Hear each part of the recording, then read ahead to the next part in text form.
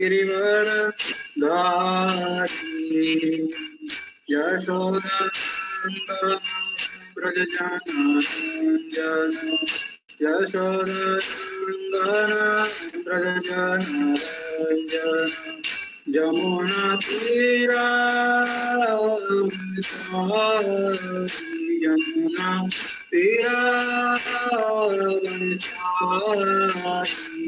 जय राधा माधव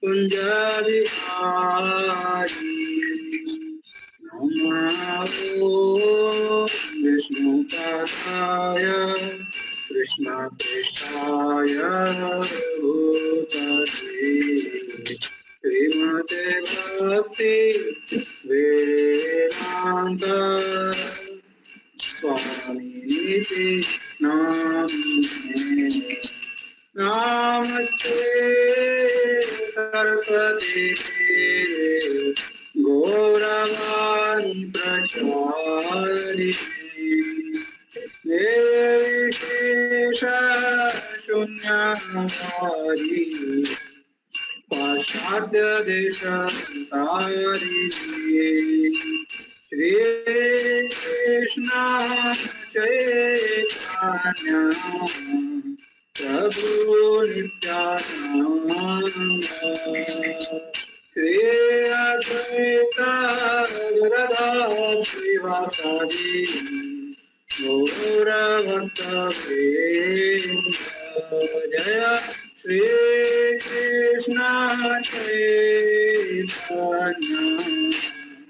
प्रभु नित्यानंद श्री अद्वैत गदाधर श्रीवासादि गौरभक्तवृंद हरे कृष्णा कृष्णा कृष्णा हरे हरे हरे राम हरे राम राम राम हरे हरे हरे कृष्णा कृष्णा कृष्णा हरे हरे हरे राम हरे राम राम हरे हरे हरे कृष्णा कृष्णा कृष्णा हरे हरे हरे राम राम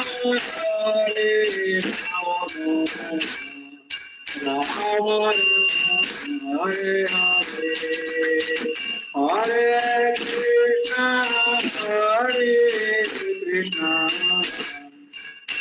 कृष्णा कृष्णा हरे हरे हरे राम राम राम हरे हरे हरे कृष्णा कृष्णा कृष्णा हरे हरे हरे हरे कृष्णा कृष्णा कृष्णा हरे हरे हरे राम हरे कृष्णा कृष्णा कृष्णा हरे हरे हरे राम हरे कृष्णा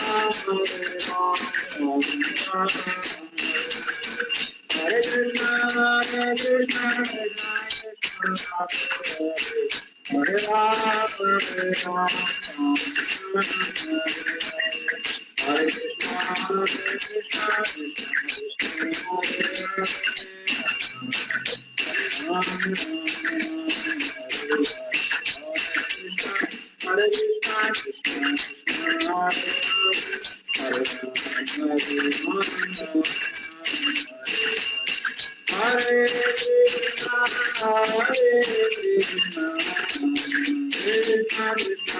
हरे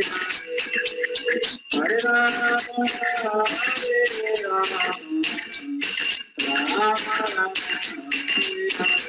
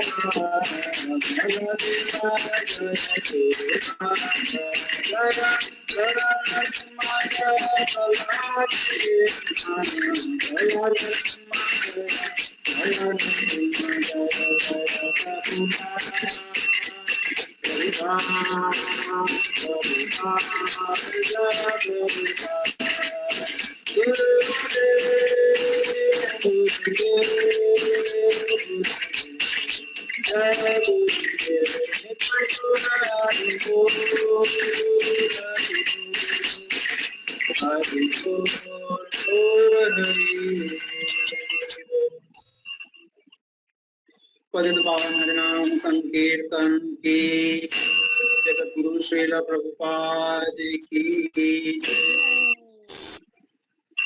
हरे कृष्णा।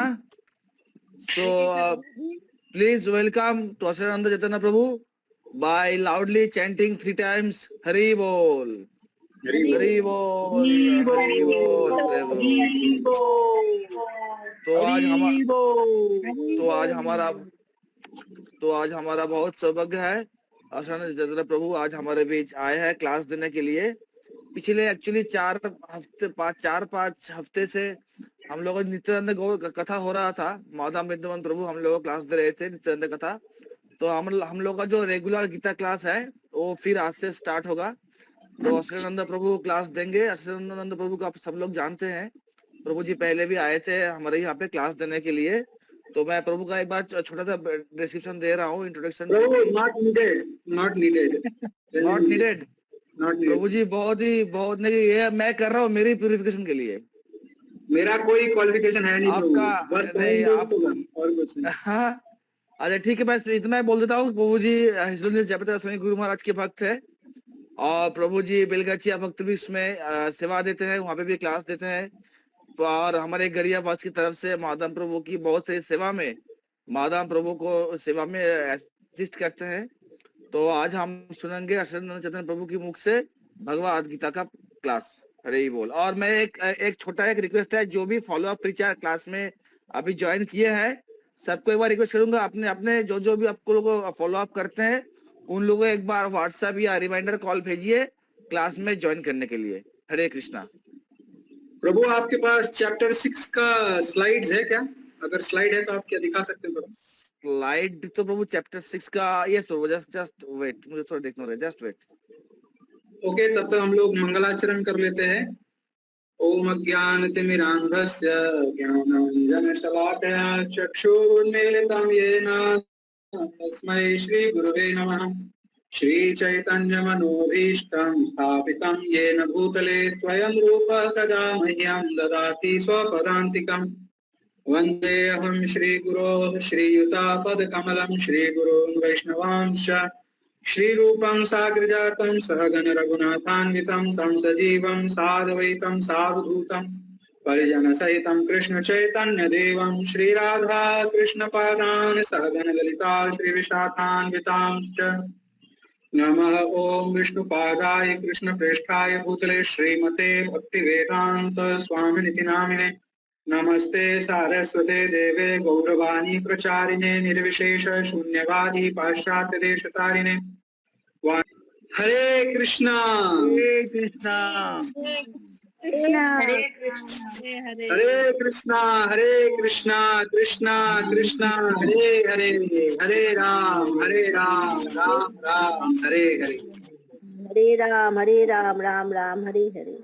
तो मेरा तो कोई क्वालिफिकेशन नहीं है आप लोग को कुछ बोलने का, लेकिन सेवा के माध्यम, सेवा समझ के गुरु महाराज का सेवा और कृष्ण का सेवा समझ के कुछ प्रयास करूंगा बोलने का। तो सबसे पहले आप सबका बहुत बहुत स्वागत करता हूं आज के क्लास में। हरे बोल। तो हम लोग अभी कौन सा चैप्टर पढ़ रहे हैं?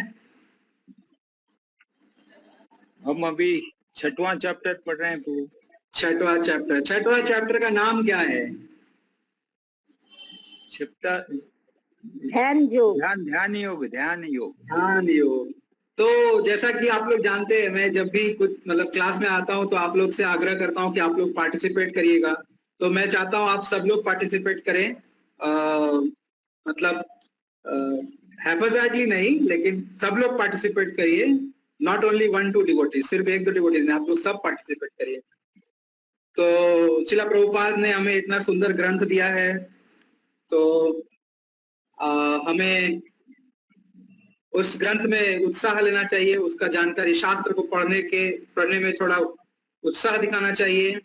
और जब शास्त्र का चर्चा हो तो उस समय उत्साह के साथ उसमें भाग लेना चाहिए।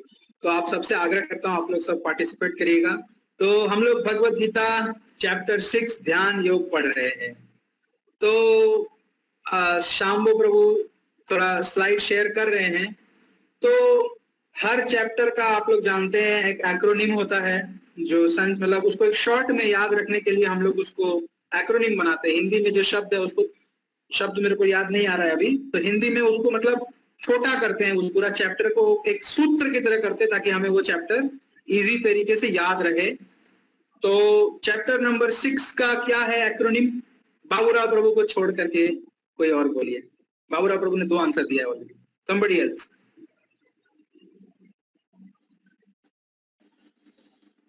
छठवां चैप्टर का एक्रोनिम क्या है?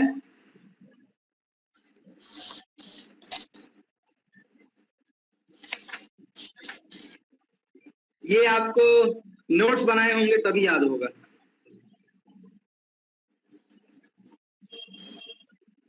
ज्यादातर गृहस्थ लोग होते हैं इस क्लास में, तो उम्मीद करता हूं आप लोग मतलब भगवान के लिए भोग नहीं पका रहे हैं अभी, या कुछ और एंगेजमेंट में नहीं लगे, सब लोग क्लास में ध्यान पूर्वक आए हैं। तो कोई बताना चाहेंगे 6वां अध्याय का एक्रोनिम क्या है? বাংলাতে বলবো প্রভু? কি আছে মাতাজি বলুন। ভগবত ভাবনার আবিষ্টতা, নিয়মতান্ত্রিক ধ্যানচর্চার মাধ্যমে অষ্টাঙ্গ যোগের অনুশীলন, মন ও ইন্দ্রিয়াদি দমন করে অন্তর্যামী পরমাত্মায় চিন্তায় আবিষ্ট করে রাখে। এইরূপ অনুশীলনের ফলে পরিণামে পরমেশ্বরের পূর্ণ ভাবনারূপ সমাধি অর্জিত হয়। না, আমি অ্যাক্রোনিম জানতে চাইছি। অ্যাক্রোনিম মানে আমরা যখন क्लास स्टार्ट करी, আপনি वेडनेसडे क्लासे এসেছেন, যখন কোনো चैप्टर स्टार्ट হয়, जब भी कोई चैप्टर स्टार्ट होता है तो हर चैप्टर का एक एक्रोनिम होता है। एक्रोनिम मतलब वो चैप्टर का कुछ हिस्सा होता है, वो हिस्सा मिला मिला के तो पूरा चैप्टर बनता है। तो हर एक हिस्सा का एक नाम होता है। तो जैसे चैप्टर 5 का एक्रोनिम क्या था? आप लोग पार्टिसिपेट करिए, बोलिए। आप लोग नहीं बोलेंगे तो फिर ऐसा लगेगा मैं दीवाल को बोल रहा हूँ। STEP, यस, राइट, बाबूराव ने सही कहा। और तो चैप्टर 6 आप लोग, इतना दिन भी नहीं हुआ है कि भूल जाएंगे। नित्यानंद प्रभु का चर्चा हो रहा था तो आपको तो और अच्छे से याद होना चाहिए। नित्यानंद प्रभु सबको जाके घर घर आग्रह करते थे, बोलो कृष्ण, भजो कृष्ण, करो कृष्ण शिक्षा, है ना। कृष्ण शिक्षा इज भगवत गीता। तो आप लोग भगवत गीता पढ़ रहे हैं। चैप्टर 6 तो ऑलरेडी बहुत दिन हो गया स्टार्ट हुए। तो कोई बता सकते हैं क्या है एक्रोनिम? Last chance.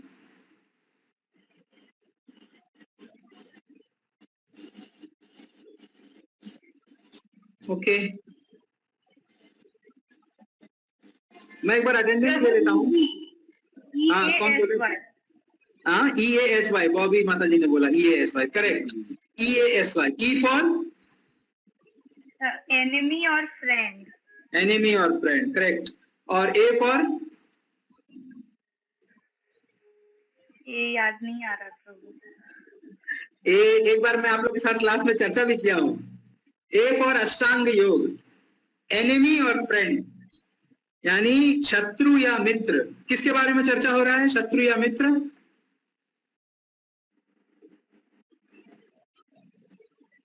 कौन है शत्रु या मित्र? हमारा मन। हमारा मन, जी हाँ, सूरज राय प्रभु ने सही बोला, हमारा मन। तो मन का चर्चा हो रहा है, क्यों मन का चर्चा क्यों हो रहा है? मन के बारे में क्यों चर्चा कर रहे हैं?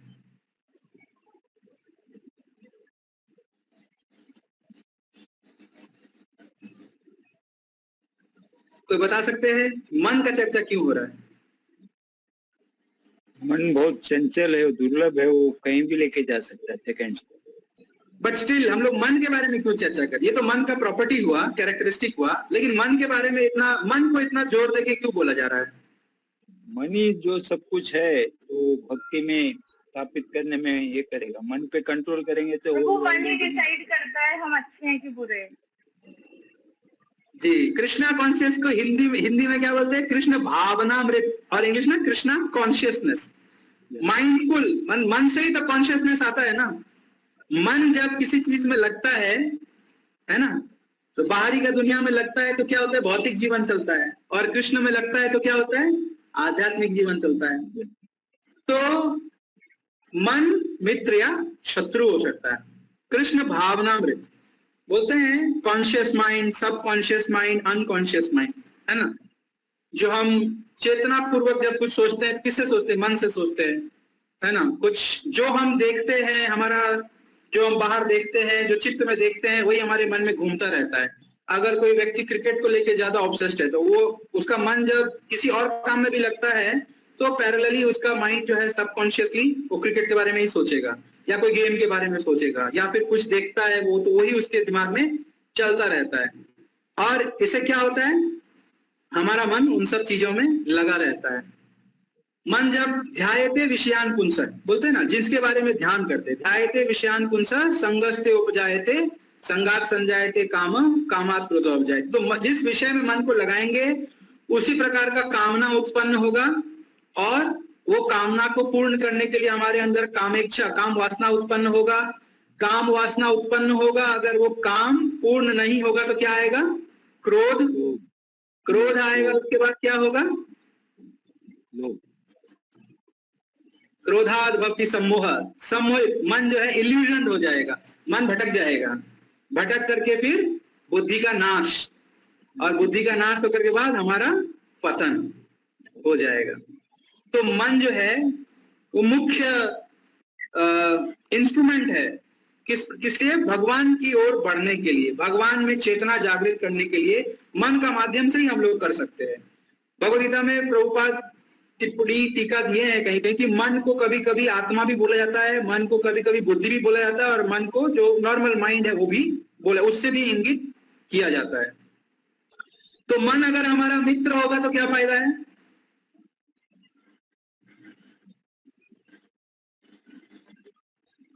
मन अगर हमारा मित्र होगा तो क्या फायदा है? हम कंट्रोल कर पाएंगे। अच्छा, हमारा उद्देश्य क्या है? हमारे जीवन का उद्देश्य क्या है?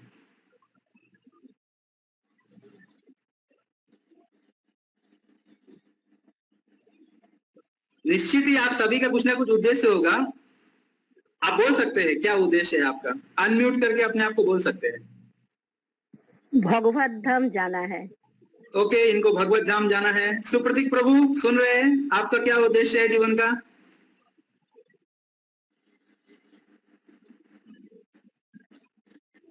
सुप्रतीक प्रभु हैं क्लास में? ओके, प्रवीण प्रभु, यस प्रभु। उमा माता जी, हाँ, सुप्रतीक प्रभु बोलिए, आपका क्या उद्देश्य है? मन को ध्यान प्रभु भगवत धाम जाना है प्रभु। भगवत धाम जाना है। ओके, उमा माता जी, आपका क्या उद्देश्य है? यही तो बोल रहे, मन को अपने अंदर स्थिर करके रखना और ध्यान से माला जप करना और भगवत धाम जाना। ओके, तीन उद्देश्य है कि एक कौन सा मेन उद्देश्य कौन सा है? भगवान का भक्ति करना, भगवान में भक्ति करना, और आपने बोला ना भगवान के धाम जाना है। अरे वो तो हम लोग जो इस्कॉन में जुड़े हैं, एटलीस्ट उन सबका उद्देश्य है कृष्ण प्रेम, है ना। कृष्ण प्रेम, कृष्ण का धाम, वहां पे कृष्ण का सेवा। तो मन जब हमारे साथ होगा तो हम क्या कर सकते हैं, हम भक्ति में अपने मन का उपयोग कर सकते हैं। परंतु जब मन हमारे वश में नहीं होगा या मन हमारा शत्रु होगा तो उससे हमारा हानि क्या हो सकता है? भक्ति नहीं कर पाएंगे। क्यों भक्ति नहीं कर पाएंगे? अपने मन अपने कंट्रोल में नहीं है, अपना शत्रु बन गया। शत्रु बन गया। कब शत्रु होता है? When will it become enemy? कब शत्रु बन जाएगा? कंट्रोल में नहीं है, लेकिन हो सकता है ना, कभी कभी भगवान हृदय से प्रेरणा देते हैं मन को कि जाओ मंदिर घूम के आओ, है ना। हो सकता है व्यक्ति के मन वश में नहीं, लेकिन उसको प्रेरणा मिले। लेकिन मन रियल में शत्रु कब बनता है? जब वो कृष्ण विमुख हो जाएगा, है ना। जब वो कृष्ण विमुख हो गया तो वो शत्रु हो गया। कृष्ण विमुख कब होगा? कब होगा कृष्ण विमुख? कृष्ण से दूर मन कब जाएगा? हरे कृष्ण प्रभु, जब हमारा मन हमारा कंट्रोल में नहीं रहेगा तब। लेकिन मतलब वही बोले ना, कृष्ण विमुख हो गया तो मन हमारे कंट्रोल में नहीं रहा। लेकिन वो कब नहीं रहा? कृष्ण विमुख कब होता है? जब वो भोगवांछा करता है ना। जब वो भोगवांछा करता है ना, इंद्र तृप्ति की कामना करता है। इंद्र तृप्ति की कामना करता है तो क्या अपना, किसका इंद्र तृप्ति? अपना इंद्र तृप्ति। हमारा अपना इंद्र तृप्ति हम लोग कब कर सकते हैं? जब हमें कृष्ण का जानकारी ना हो। अगर किसी को कृष्ण का जानकारी है तो कभी इंद्र तृप्ति में उसको सुख का प्राप्ति होगा नहीं।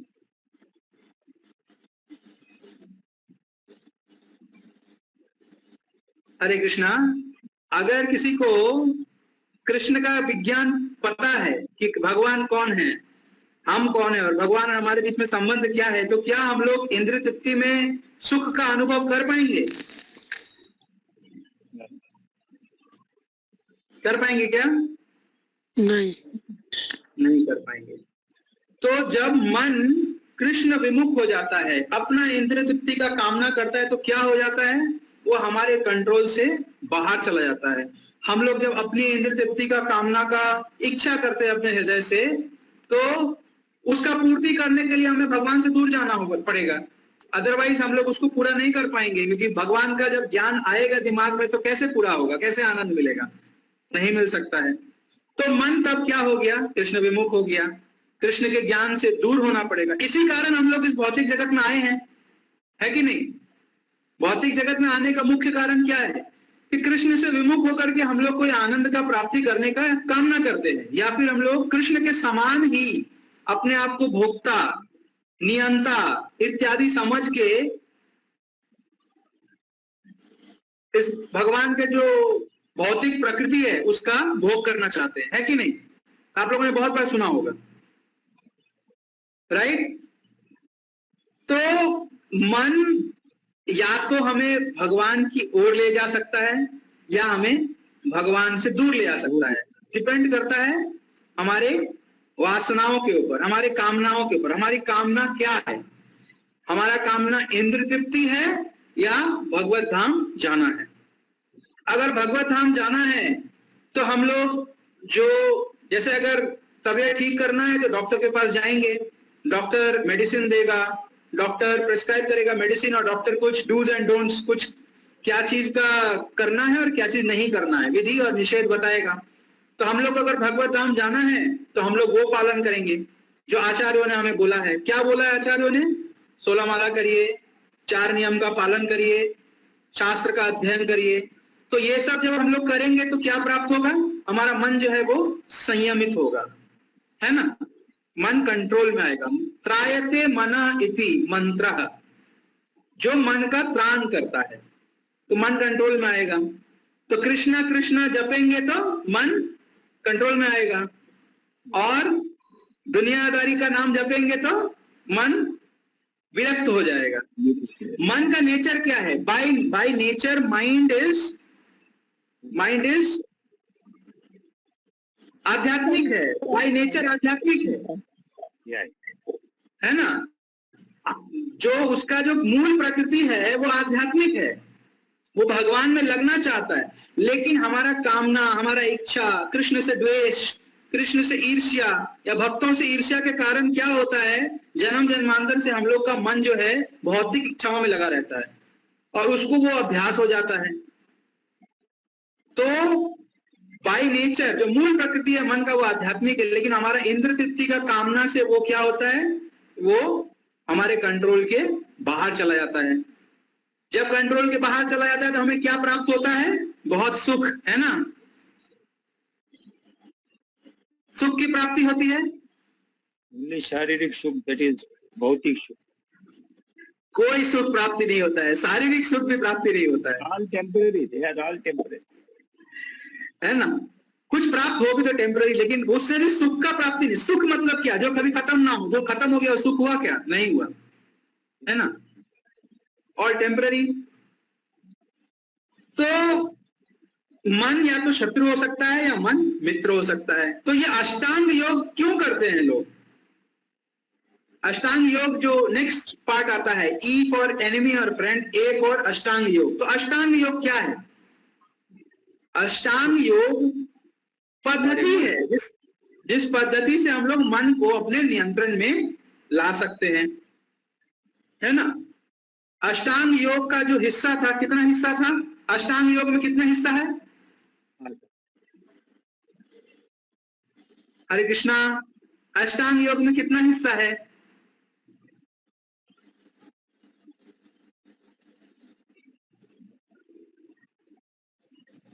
आप लोग कोई नहीं बोल रहे। हरे कृष्णा। प्रभु जी 3 है। 3, हरि बोल। बोलिए क्या क्या है?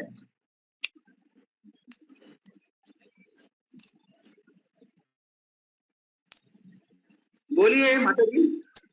ध्यान करना, भजन करना और भगवान का माला जप करना, 16 माला जप करना, ध्यान करना।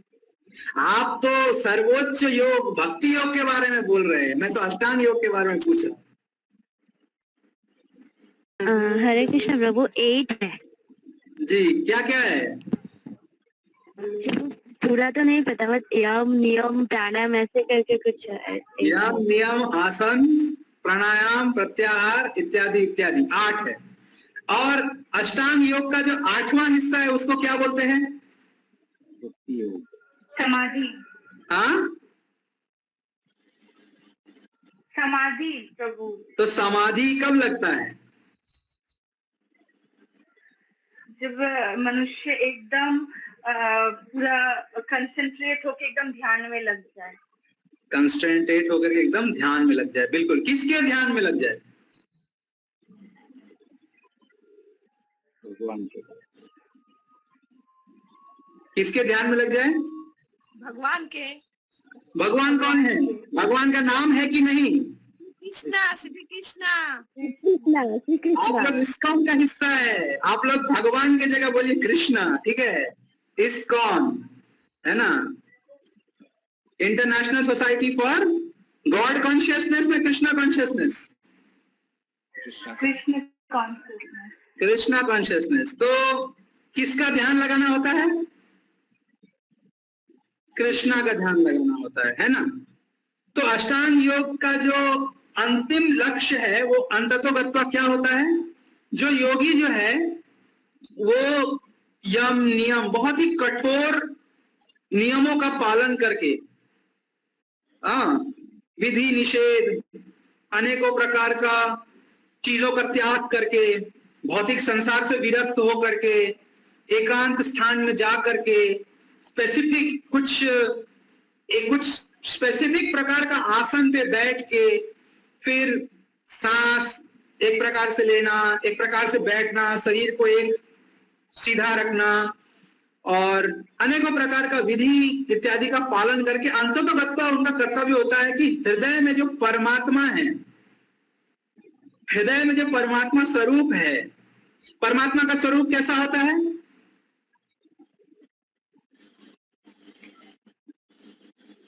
कौन बताएंगे? परमात्मा का स्वरूप कैसा होता है? निराकार। हाँ, नहीं। परमात्मा का स्वरूप कैसा होता है? सदस्थित आनंदमय प्रभु जी। सच्चिदानंदमय, सच्चिदानंद, बिल्कुल सच्चिदानंद। लेकिन आकार भी होता है ना, आकार होता है कि नहीं होता है? ये हाँ प्रभु, आकार होता है। कि निराकार होते हैं भगवान? आकार होता है कि निराकार होता है? नहीं, साकार है प्रभु। साकार है ना? हाँ। तो क्या, कैसा रूप होता है भगवान का परमात्मा स्वरूप में? भगवान का चतुर्भुज स्वरूप होता है। हमारे हृदय में भगवद गीता में दिया हुआ ये अंगूठा से लेकर के इंडेक्स फिंगर है, इतना बड़ा भगवान हृदय में यहाँ पे उपस्थित रहते हैं, उतना साइज में। और चतुर्भुज रूप रहता है, कमल के पुष्प के ऊपर में, कमलासन के ऊपर में परमात्मा जो है चतुर्भुज रूप में शंख चक्र गदा पद्म धारण किए हुए स्वयं कृष्ण ही परमात्मा के रूप में हमारे हृदय में उपस्थित रहते हैं। तो जो योगी होता है, तथाकथित जो योगी है, वो किसके ऊपर ध्यान लगाता है?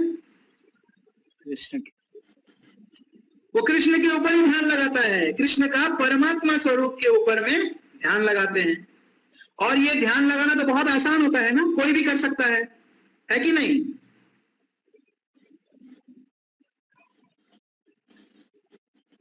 आप लोग का क्या मानना है? ये तो परमात्मा के ऊपर ध्यान लगाना बहुत आसान होता होगा? नहीं प्रभु, वेरी वेरी टफ। नहीं प्रभु, इतना आसान नहीं है। नहीं है क्या? अच्छा, ठीक है। क्यों नहीं है इतना आसान? मन चंचल है। मन चंचल है, बिल्कुल मन चंचल है।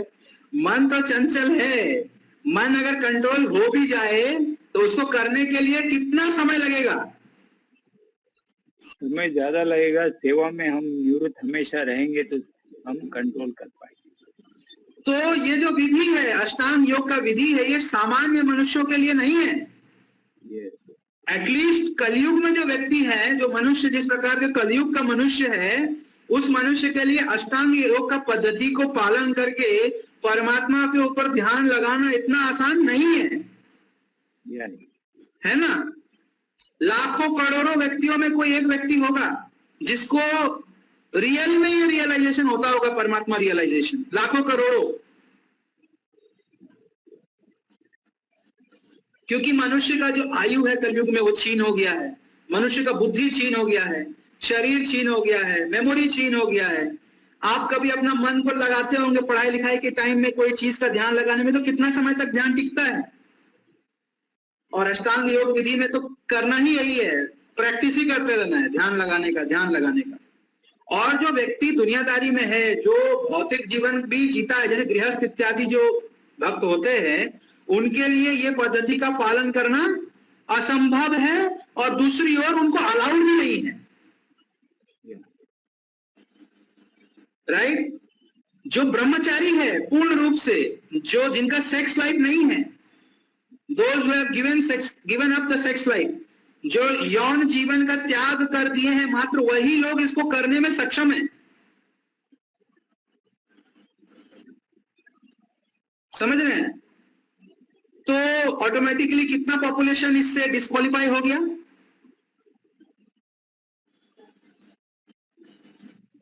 99.9।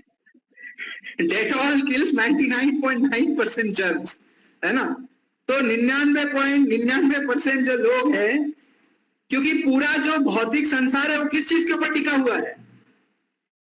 वो टिका हुआ है यौन जीवन, सेक्स लाइफ के ऊपर। 99.9% of the world, not 100% of the world, जो भौतिक जीवन है वो यौन जीवन पे टिका हुआ है। बिकॉज दैट इज कंसिडर, उसी को सबसे ऊंचा भौतिक जीवन का रस माना गया है। ठीक है? और वही भौतिक जीवन का जो सबसे बड़ा फंदा है वो होता है। तो अष्टांग योग का पालन करने के लिए यौन जीवन का त्याग करना पड़ेगा, आपको बहुत ही तपस्वी रूप का जीवन जीना पड़ेगा, बहुत कठिन प्रक्रियाओं का पालन करना पड़ेगा, है ना? बहुत समय व्यतीत करना पड़ेगा, वर्षों लग जाएंगे, अनेकों वर्ष लग जाएंगे। सब लोग ध्रुव महाराज की तरह तो है नहीं, है ना? ध्रुव महाराज ने कितने वर्ष की आयु में भगवान का प्राप्ति कर लिया था? कितने आयु में? 6 years।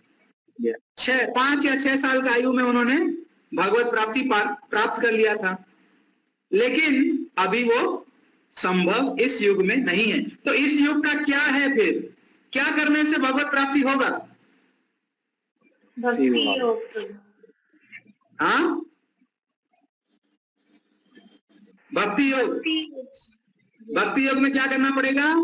हरे कृष्णा कृष्णा कृष्णा हरे हरे, हरे राम राम राम हरे हरे। हरे नाम नामेव केवलम गतो नास्ते नास्ते नास्ते गति अन्यथा, कोई और गति नहीं है। और अष्टांग योग प्राप्त करके जो अंतिम अवस्था होता है, ध्यान का अवस्था, उसमें जो योगी है वो निरंतर अपने हृदय में स्थित परमात्मा के साथ परमात्मा का ध्यान करता है, उनके रूप का ध्यान करता है, उनके रूप का ध्यान करके उनके रूप माधुर्य का आस्वादन लेता है। लेकिन एक चीज का कमी रहता है, वो क्या होता है? स्टिल एक चीज का कमी रहता है, वो भगवान का परमात्मा स्वरूप में साक्षात्कार तो करता है, लेकिन एक चीज का कमी रह जाता है। क्या रह जाता है कमी?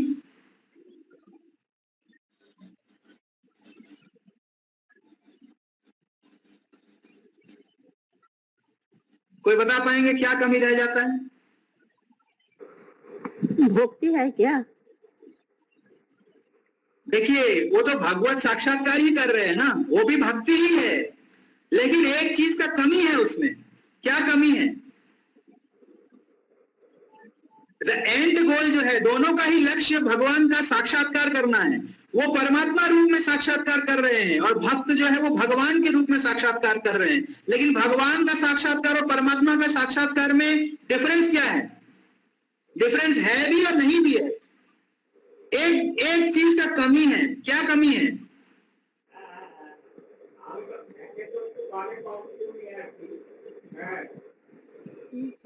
कोई बता सकते हैं?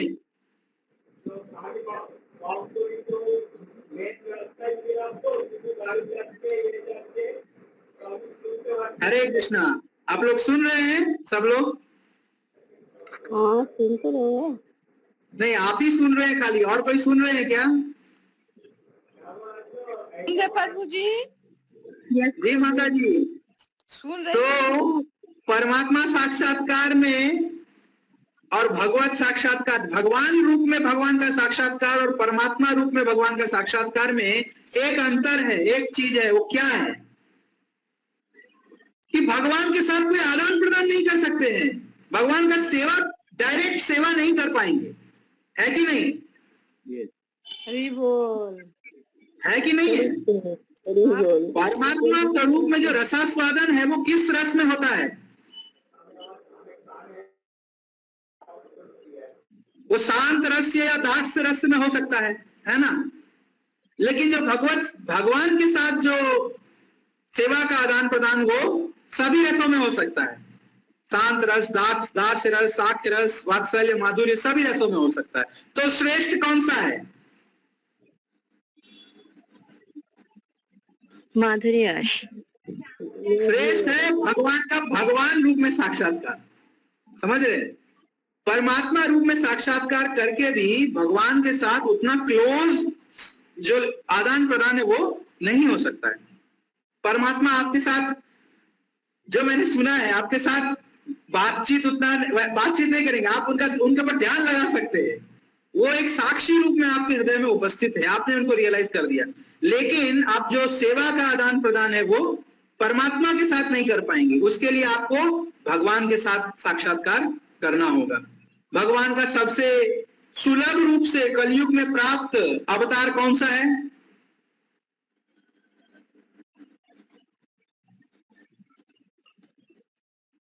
आप लोग कोई भी नहीं बोल रहे, बस एक दो डिवोटी बोल रहे। चैतन्य महाप्रभु। चैतन्य महाप्रभु। ओके, और आप लोग को मेरा आवाज आ रहा है ना? आप लोग सुन पा रहे हैं ना? सुन पा रहे प्रभु जी। तो भगवान का नाम है ना, भगवान का नाम उपस्थित है हमारे पास, भगवान का ग्रंथावतार उपस्थित है। और इस्कॉन क्या है, इस्कॉन जहां भी रहता है वहां पे भगवान का सुंदर सुंदर विग्रह भी रखता है ना, स्थापित होता है। हमारे जो आचार्य हैं, जो गुरु वृंद हैं, उनका प्रार्थना से भगवान श्री कृष्ण, श्रीमती राधा रानी, श्री चैतन्य महाप्रभु, जगन्नाथ, बलदेव, सुभद्रा महारानी, ये सब अपना धाम से वो जो अर्चा विग्रह है उसमें साक्षात उपस्थित रहते हैं, डायरेक्ट सेवा करने के लिए हम लोग का, है ना। तो अष्टांग योगी जो होता है वो निरंतर परमात्मा के स्वरूप पर ध्यान लगाता है। और भक्त क्या करता है, भक्त निरंतर भगवान का सेवा में लगा रहता है ना।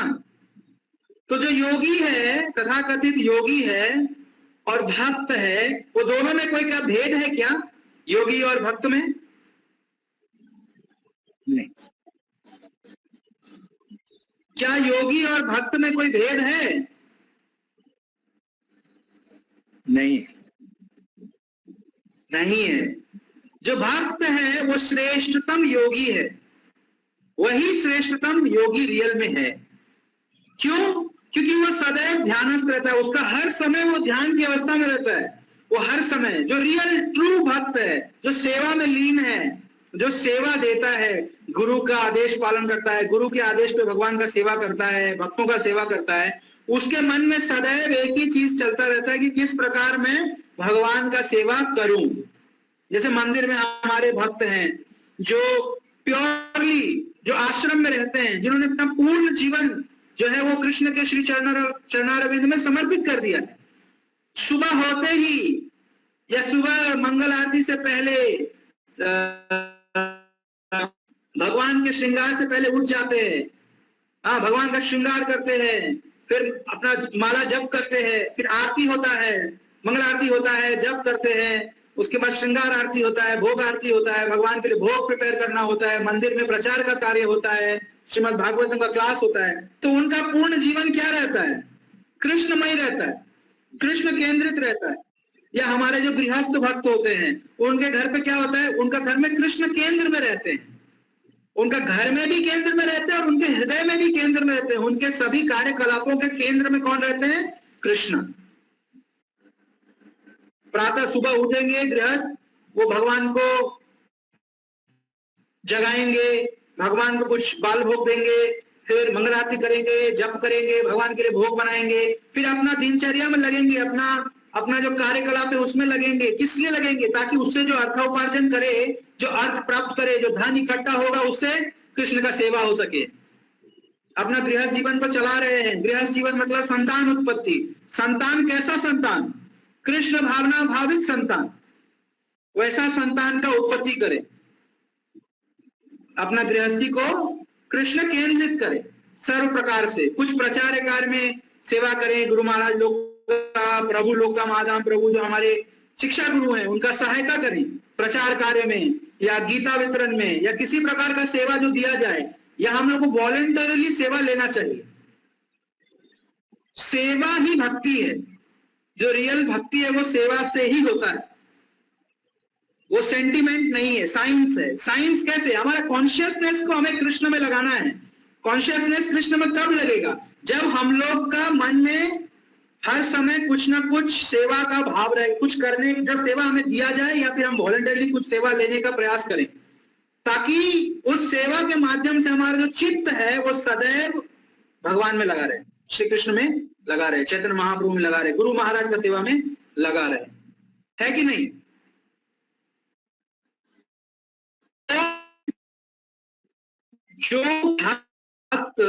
जो भक्त अपने आप को भक्त वही कह सकता है जो इस प्रकार से जी रहा है। तो हमें देखना चाहिए कि हमारा जीवन ऐसा चल रहा है कि नहीं, क्या हम सेवा कर रहे हैं कि नहीं। सेवा मतलब क्या? कृष्ण का सेवा, गुरु के माध्यम से, गुरु के आदेश के माध्यम से कृष्ण का सेवा हम लोग कर रहे हैं कि नहीं। अगर हम कर रहे हैं तो हम कृष्ण भावना भावित जीवन व्यतीत कर रहे हैं, नहीं तो हम लोग अपना ही इंद्र तृप्ति कर रहे हैं, लेकिन भक्ति का जो है वो जामा पहना करके अपना इंद्र तृप्ति को भक्ति दिखा रहे है ना। तो क्या आप लोग अग्री करते हैं या फिर कोई डिसएग्रीमेंट है?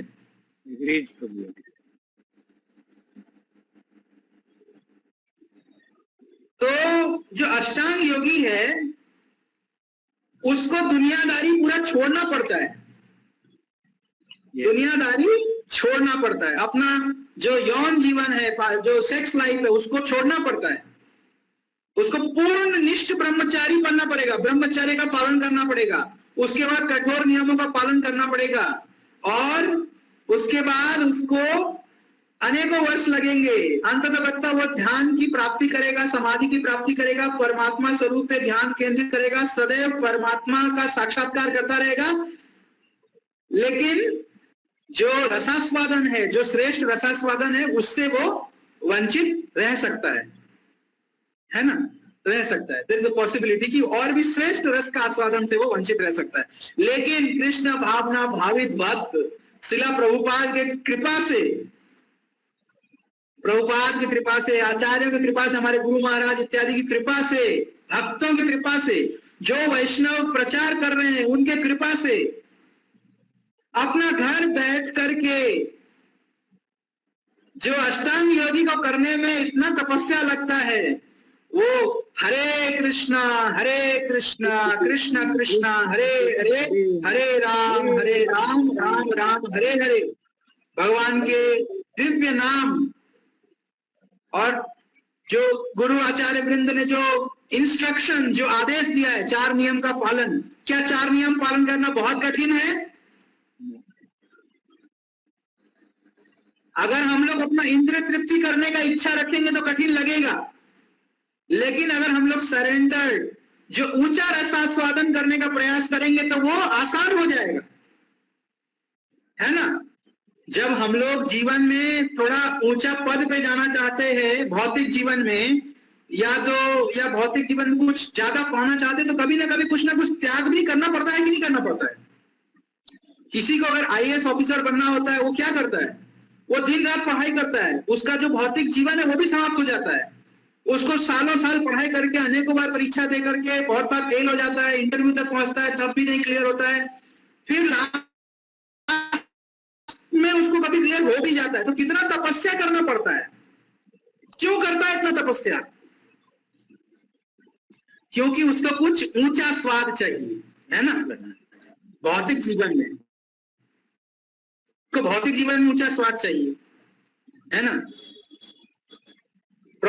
चैप्टर 2 में कहा गया है ना कि नीचा स्वाद छोड़ने के लिए क्या चाहिए? दूसरा अध्याय में क्या बोला है? नीचा स्वाद छोड़ने के लिए ऊंचा स्वाद चाहिए। जब ऊंचा स्वाद का कार्य करेंगे तो ऑटोमेटिकली नीचा स्वाद जो है, उसका टेस्ट जो है वो चला जाएगा, है ना। तो हायर एंगेजमेंट, कुछ ऊंचा एंगेजमेंट चाहिए, है कि नहीं। तो प्रभुपाद की कृपा से, भक्तों की कृपा से इस्कॉन में इतना प्रचार हो रहा है, अन्य परंपराएं भी प्रचार कर रहे हैं, अन्य वैष्णव परंपराएं भी कर रहे हैं, लेकिन इस्कॉन ने गोल्ड स्टैंडर्ड सेट किया है। प्रभुपाद ने, श्री चैतन्य महाप्रभु के सेनापति भक्त हैं श्रील प्रभुपाद। प्रभुपाद का तिरोभाव कब हुआ? 1977। लेकिन प्रीचिंग अभी भी हो रहा है। प्रभुपाद ही प्रीचिंग कर रहे हैं। The real preacher of ISKCON is Srila Prabhupada. He is living through his books. उनके पुस्तकों के माध्यम से प्रभुपाद प्रचार कर रहे हैं और करते रहेंगे। उनको क्या बोलते हैं? परिव्राजक आचार्य, है ना। जय ओम विष्णुपाद परमहंस परिव्राजकाचार्य अष्टोत्तर शत श्रीमद हिज डिवाइन ग्रेस अभय चरणारविंद भक्तिवेदांत स्वामी श्रील प्रभुपाद की जय। तो परिव्राजकाचार्य हैं, हर जगह प्रचार कर रहे हैं, अभी भी कहीं प्रचार कर रहे हैं। इस्कॉन का कोई ब्रांच अभी कोई दूसरे ब्रह्मांड में खुला होगा, है ना, और उस ब्रह्मांड में श्री चैतन्य महाप्रभु का जो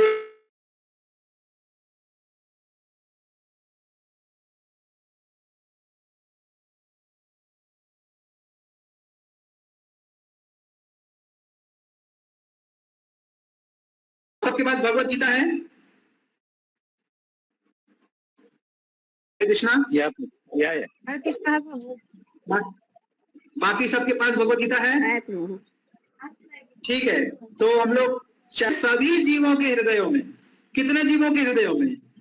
एक भारत देश के जीवों के हृदयों में खाली, हाँ, खाली भारत?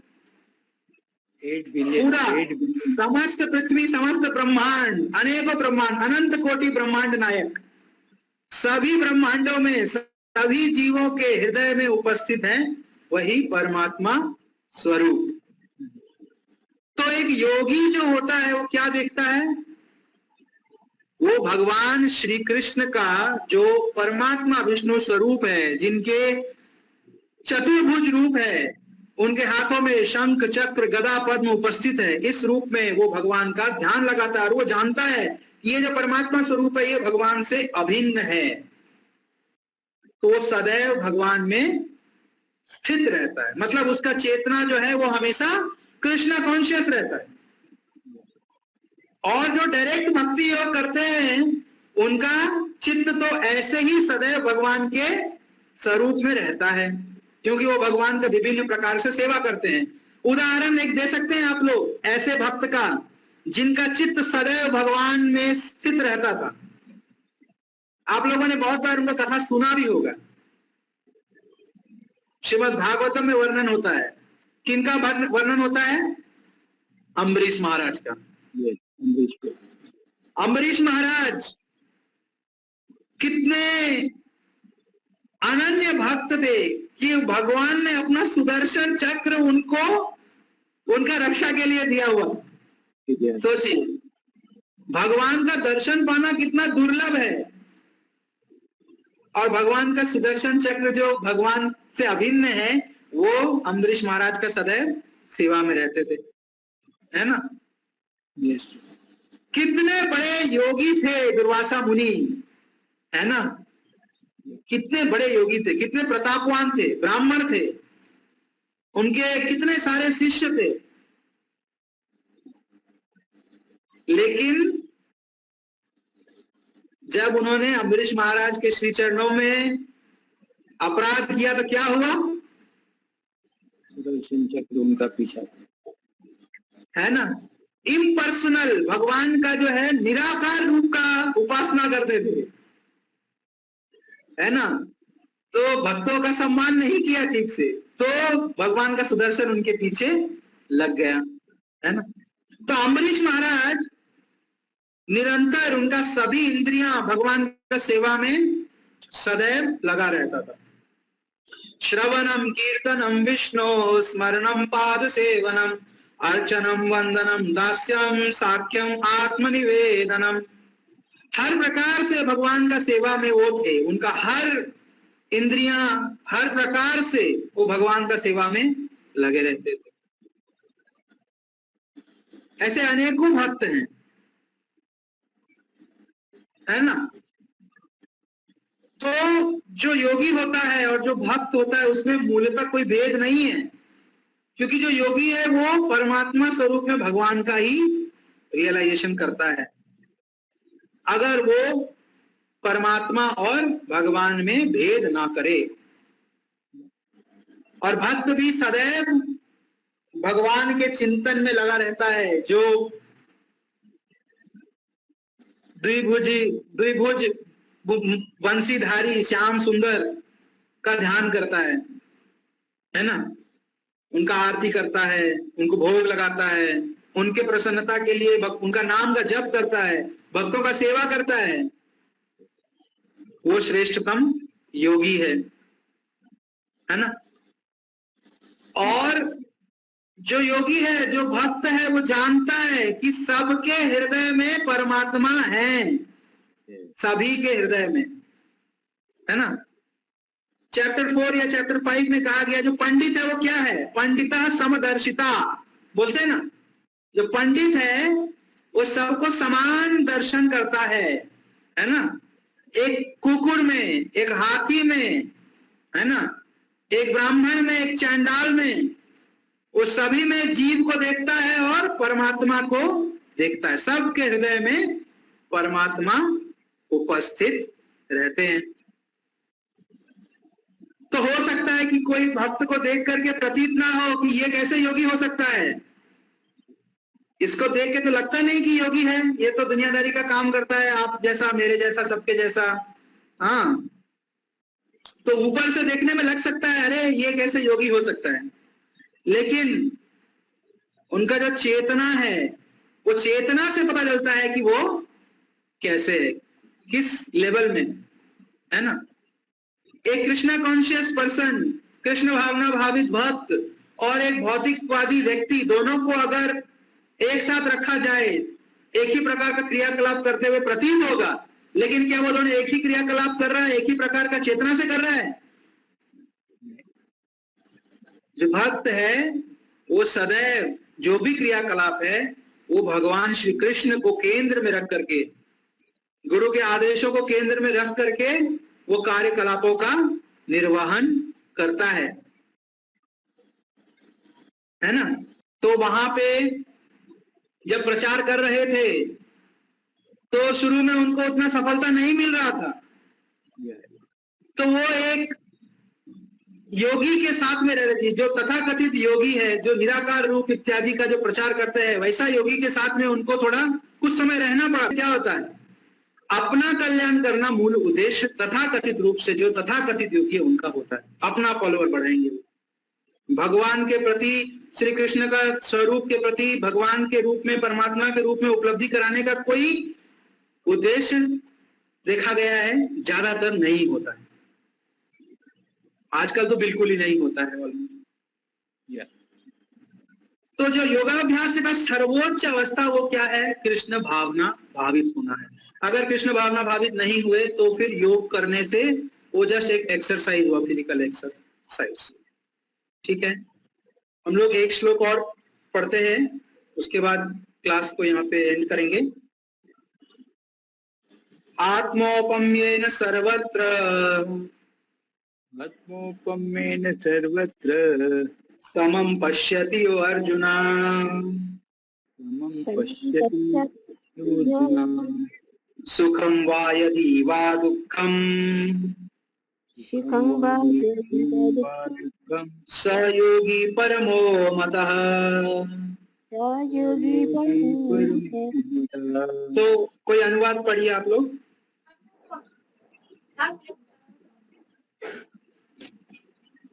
हरे कृष्णा, कोई अनुवाद पढ़िए। हरे कृष्णा प्रभु जी। जी माता जी, पढ़िए। हे अर्जुन, वह पूर्ण योगी है जो अपनी तुलना से समस्त प्राणियों की उनके का दर्शन करता है।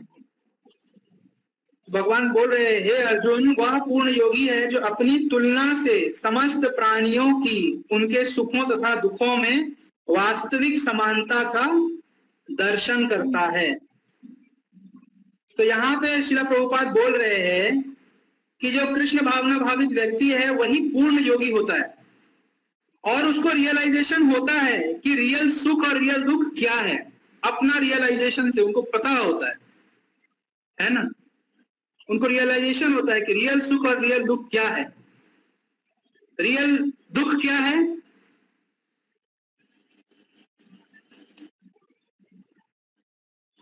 कोई बता सकते हैं रियल दुख क्या है?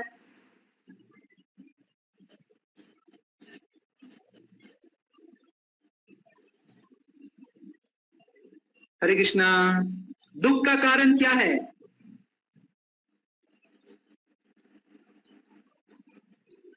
जन्म मृत्यु जरा व्याधि, प्रभु यही बात है। जन्म मृत्यु जरा व्याधि तो दुख है। दुख कारण क्या है इसका? मोह। मोह है प्रभु। मोह ही दुख का कारण है। मोह, मोह से क्या होता है? हमें भगवान का विस्मृति हो जाता है, भगवान को भूल जाते हैं। यहाँ पे तात्पर्य में ही प्रभुपाद ने लिखा है, जीव के दुख का कारण ईश्वर से अपने संबंध का विस्मरण होना है। तो जब हम लोग भूल जाते हैं भगवान के साथ अपने संबंध को, तो हमें क्या प्राप्त होता है? दुख प्राप्त होता है। रियल दुख है जन्म मृत्यु जरा व्याधि, ये दुख है। प्रभुपाद ने बोला है जन्म मृत्यु जरा व्याधि दुख दोषानुदर्शनम। और इसका कारण क्या है? क्योंकि हम लोग भगवान श्री कृष्ण को भूल जाते हैं और अपना इंद्रिय तृप्ति में सुख प्राप्त करने का प्रयास में लगे रहते हैं। तो बार बार जन्म मृत्यु होता रहता है, क्योंकि कामना होता है, कामना का पूर्ति करने के लिए बार बार शरीर का ग्रहण करना होता है। और आगे बता रहे हैं प्रभुपाद सुख का कारण क्या है। चैप्टर 5 का लास्ट श्लोक क्या है?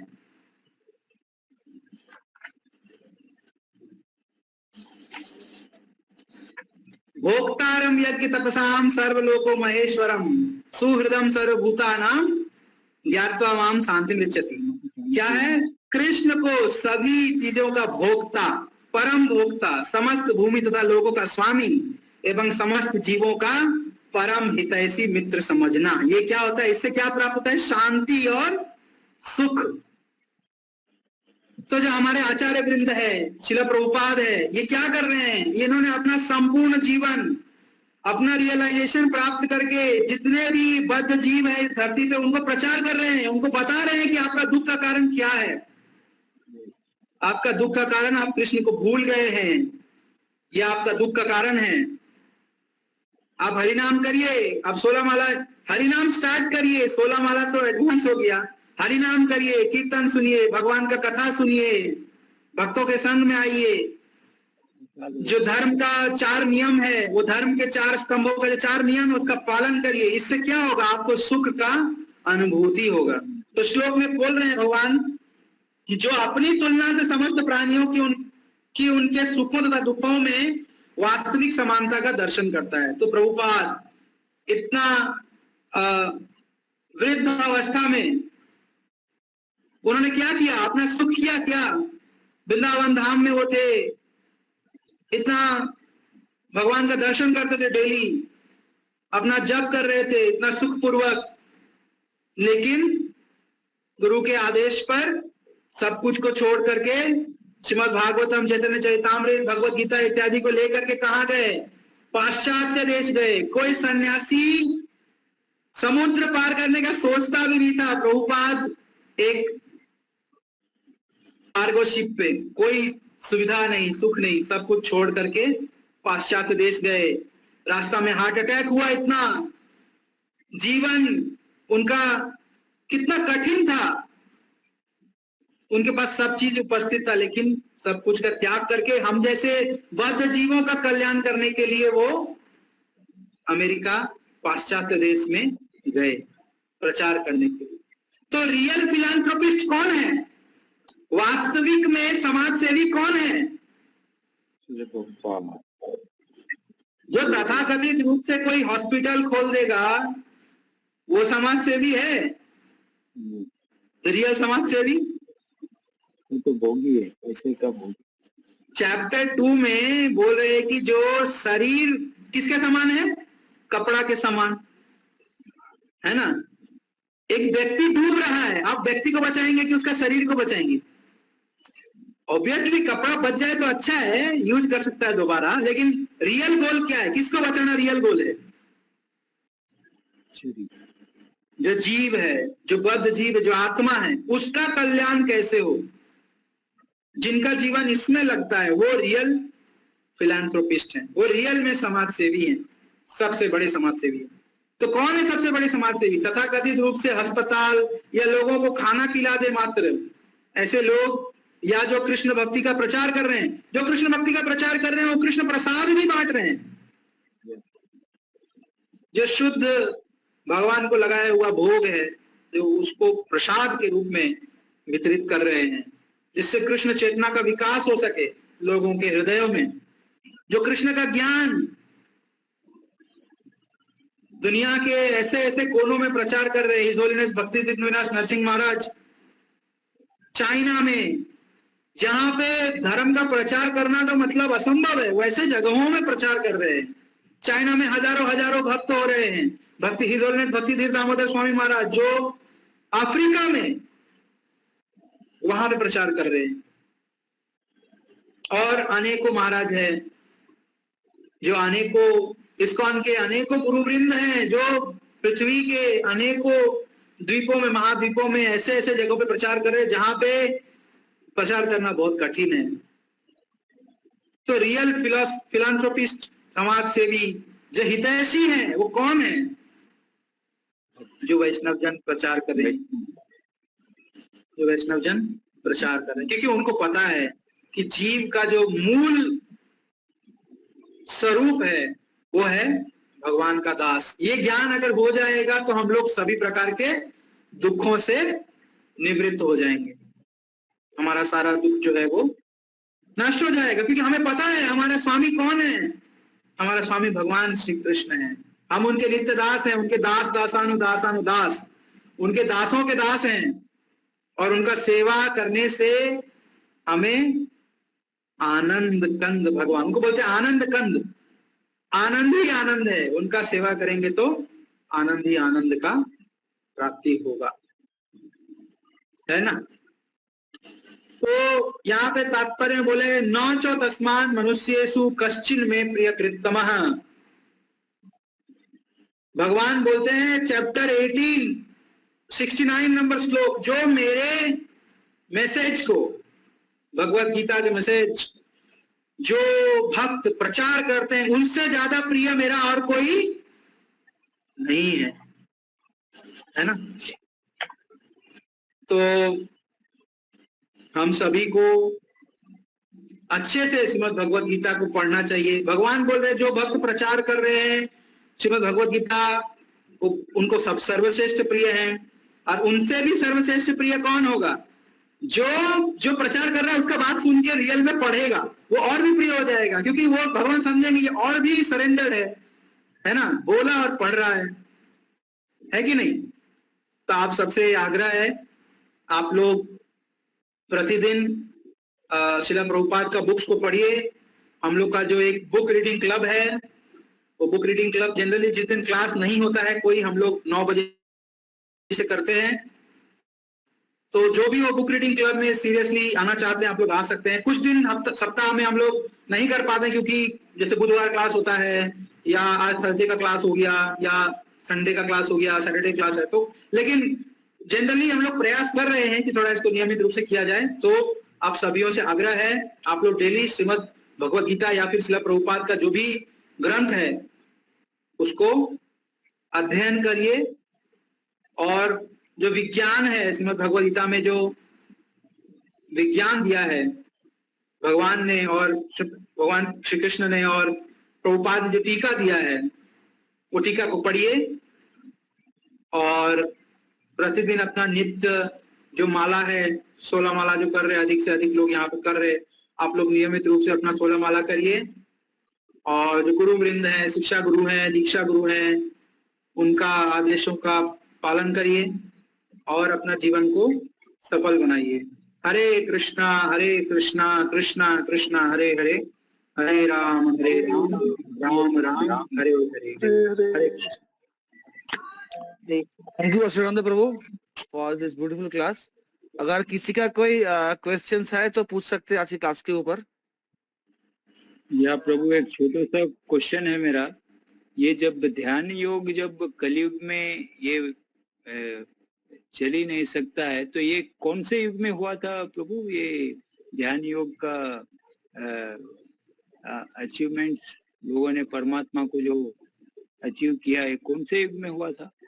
तो देखिए, ध्यान योग और भक्ति में अंतर नहीं होता है। जब जो योगी है वो जानता है कि भगवान श्री कृष्ण ही परमात्मा स्वरूप है, तो जो भक्त है वो भी श्री कृष्ण के जो भगवान स्वरूप है उस पे ध्यान लगाता है, तो वो भी एक ध्यान योगी ही है। भक्ति योग में सब योग समाहित हो जाता है, लेकिन जो ध्यान योग का जो पद्धति है, जो मैंने सुना है, वो सतयुग में होता था, क्योंकि अनेकों वर्ष लगते थे। सतयुग में मूलतः आयु 1 लाख वर्ष होती थी, तो बहुत समय होता था, लोग 10,000 वर्षों तक तपस्या करते थे, भगवान का ध्यान लगाते थे।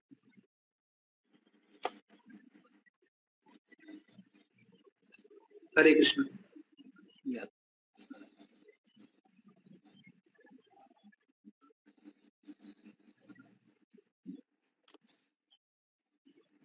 और किसी भक्त का कोई सवाल है, क्वेश्चंस?